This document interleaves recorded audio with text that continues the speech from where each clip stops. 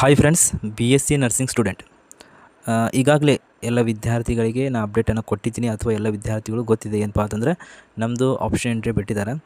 ಯಾವ ಥರ option entry ಮಾಡಬೇಕು, ಯಾವ ಥರ ನಾವು ಒಂದು ಒಳ್ಳೆಯ ಗೌರ್ಮೆಂಟ್ ಕಾಲೇಜನ್ನು ಪಡ್ಕೊಳಕ್ಕೆ ಆಗುತ್ತೆ, ಈ ಥರ ಕ್ವಶನ್ ಇರುತ್ತೆ.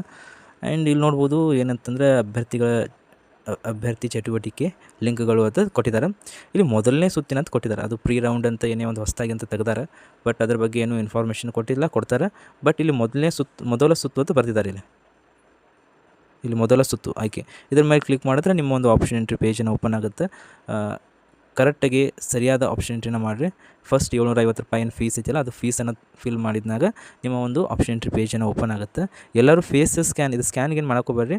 ಇಲ್ಲಿ ಏನೈತಿಲ್ಲ, ಇದು CT ನಂಬರ್ ಅದು ಹಾಕಿದ್ರೆ ಬೆಸ್ಟ್ ಅಂತ ನನ್ನ ಒಂದು ಅನಿಸಿಕೆ.